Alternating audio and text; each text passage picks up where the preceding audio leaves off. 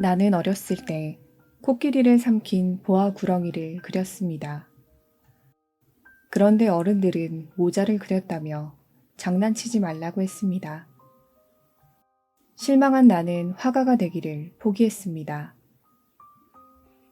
그 후로 나는 어른들의 희망대로 비행기 조종사가 되었습니다.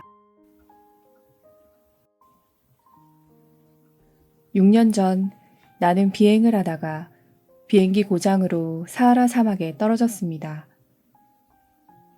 그때 어디선가 이상하게 생긴 사내 아이가 나타나 제발 양 한 마리만 그려줘 하고 종이를 내밀며 말했습니다. 나는 사막에 웬 어린아이가 하는 놀라움에 뭐라고? 하며 소리쳤지만 사내 아이의 간절한 요청에 양을 그려주었습니다.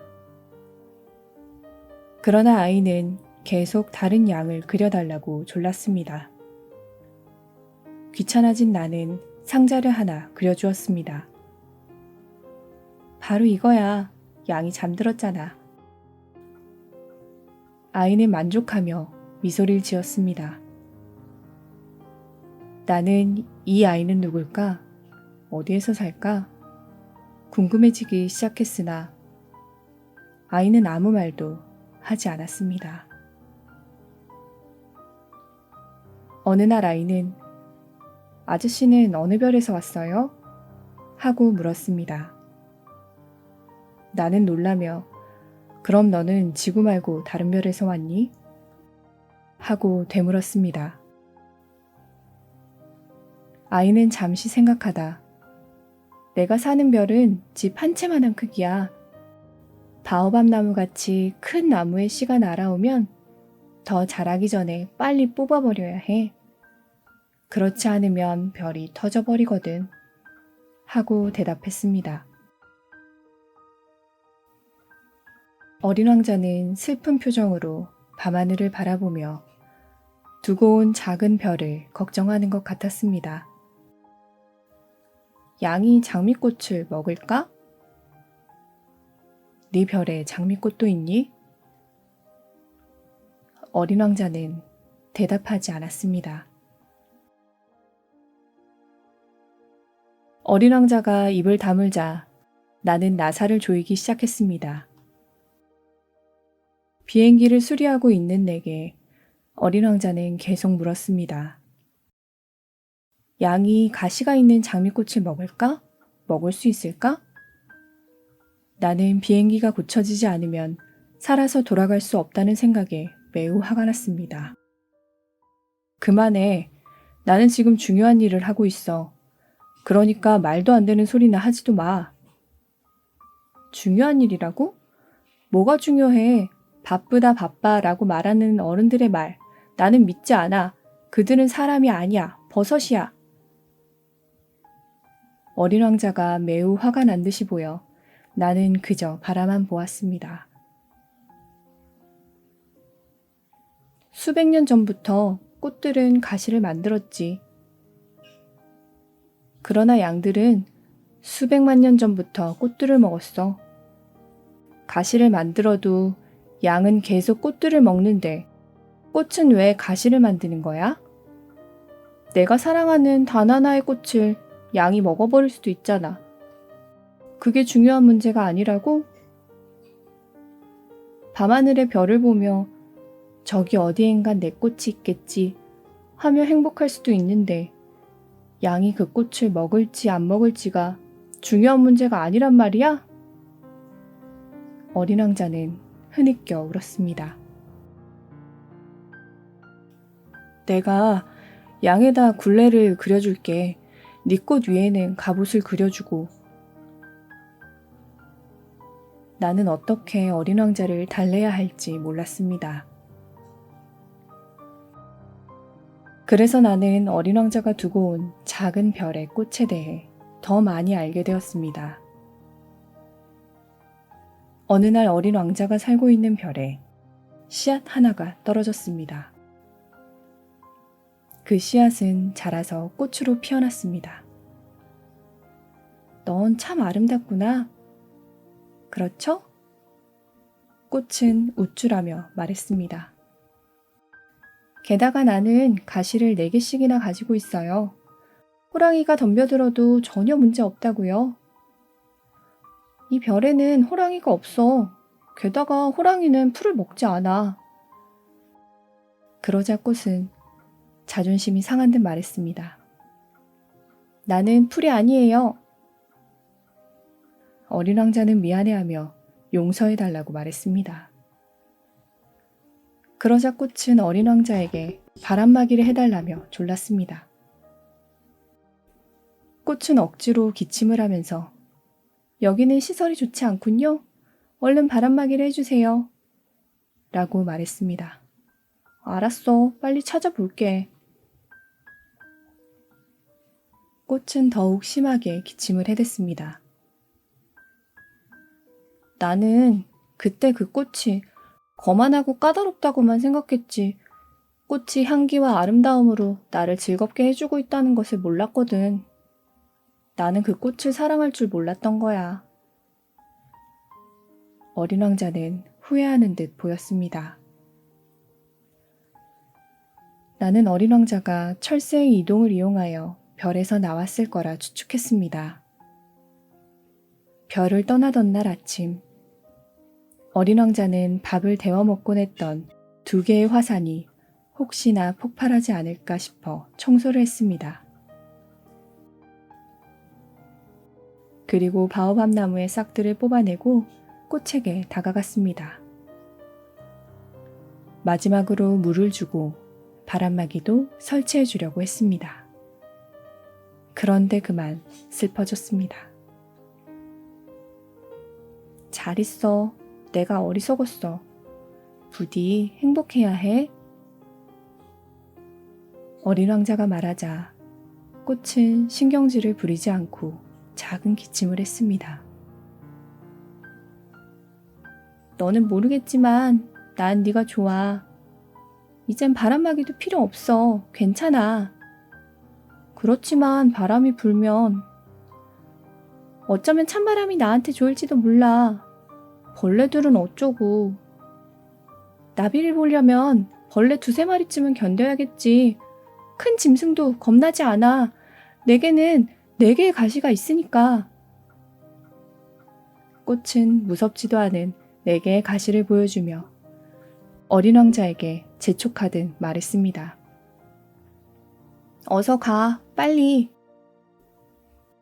꽃은 우는 모습을 보이고 싶지 않았습니다. 자존심이 강했으니까요. 그 후 어린 왕자는 작은 별들을 여행하기 시작했습니다. 어떤 별에는 임금이 혼자 살고 있었습니다. 대체 누구에게 명령을 내리는 거죠? 그러자 임금은 내 명령 없이 묻지 말기를 명령하노라 라고 말했습니다. 어린 왕자가 입을 다물자 임금이 말했습니다. 다시 묻기를 명령하노라. 여기서 혼자 살면서 대체 누구에게 명령을 내리느냐고요. 나는 모든 것을 다스리노라. 더 물어볼 것을 명령하노라. 어린 왕자는 무슨 말을 하는지 알 수가 없었습니다. 저는 그만 떠나겠어요. 가지 말기를 명령하노라. 그래도 저는 떠나겠어요. 그러자 임금은 서글프게 말했습니다. 그럼 가기를 명령하노라. 어린 왕자는 그 별을 떠나면서 어른들은 이상하다고 생각했습니다. 허영쟁이 별에 도착했을 때 그는 어린 왕자를 보자마자 박수를 치라고 말했습니다. 재미있게 생각한 어린 왕자는 박수를 쳤습니다. 너는 나를 존경하는구나. 여기는 아저씨 혼자인데 누가 누구를 존경하나요? 너는 이미 나를 존경하고 숭배한다고 박수를 쳤다. 그것이 나를 숭배하는 것이다. 그게 아저씨에게 무슨 소용이 있죠?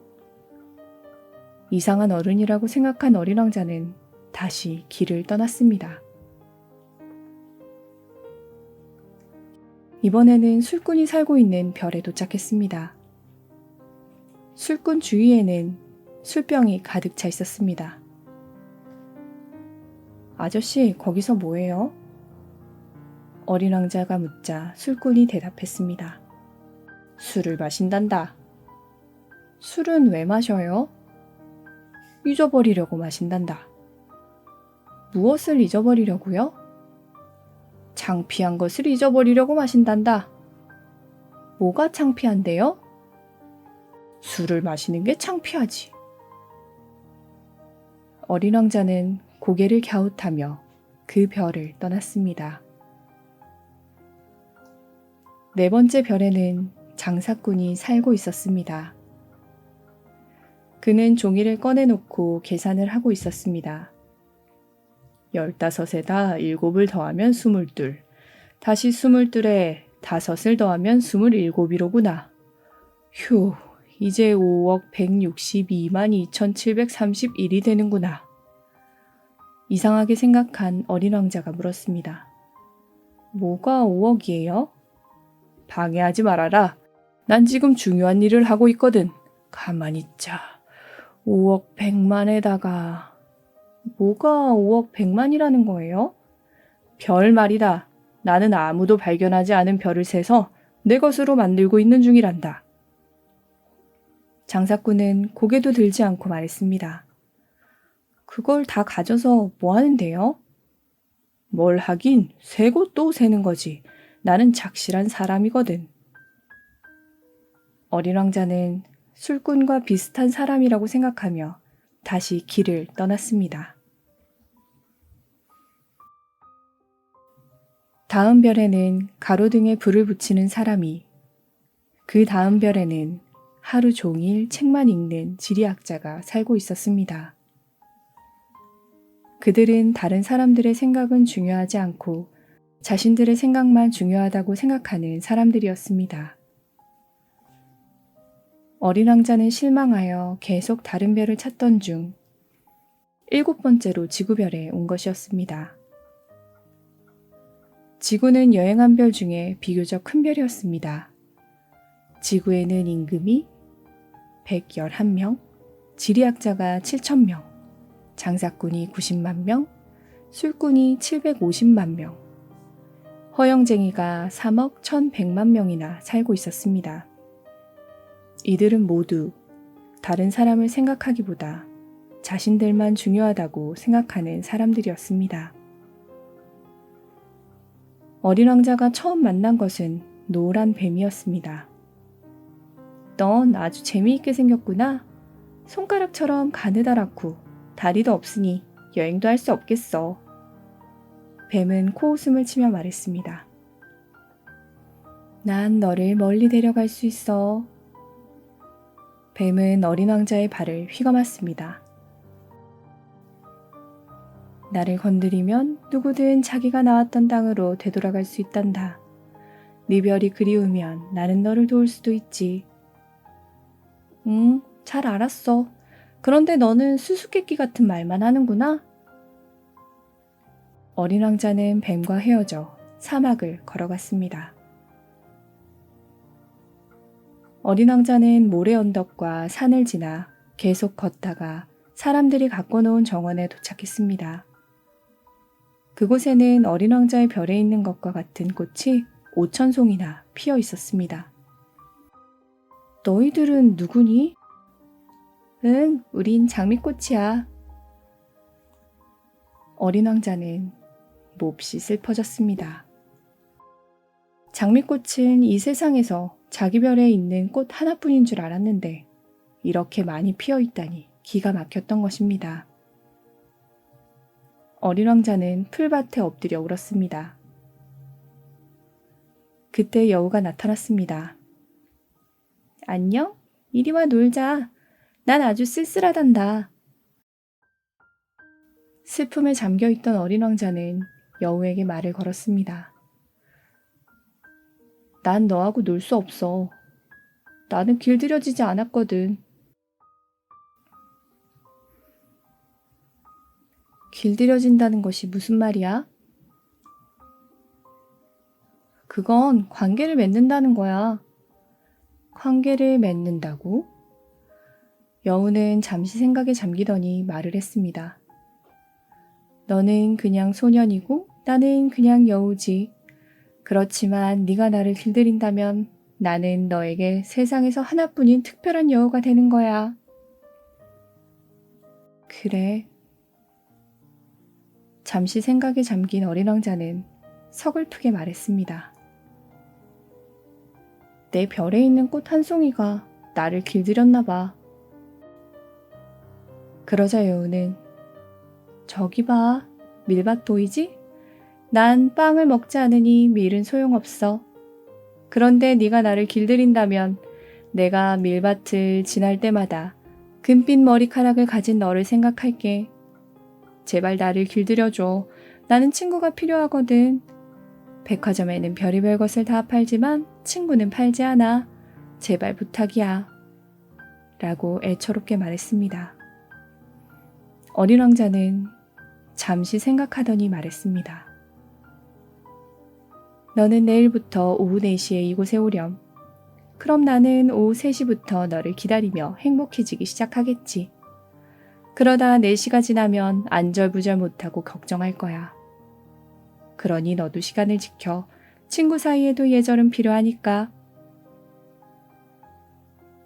어린 왕자는 며칠 동안 여우를 만나러 갔습니다. 그리고 작별 인사를 해야 하는 날, 꽃들을 지나치며 꽃들에게 말했습니다. 이제 알겠어. 내 별에 있는 꽃은 세상에서 하나뿐인 꽃이야. 내가 벌레도 잡아주고 돌봐주는 꽃이니까. 그런 꽃은 세상에서 하나밖에 없는 거야. 어린 왕자가 여우를 만나 작별 인사를 하자 여우가 말했습니다. 잘 가.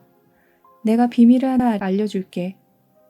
가장 중요한 것은 눈으로 보이지 않고 마음으로만 보여. 넌 잊어버리면 안 돼. 네가 길들인 네 꽃은 영원히 네 책임인 거야.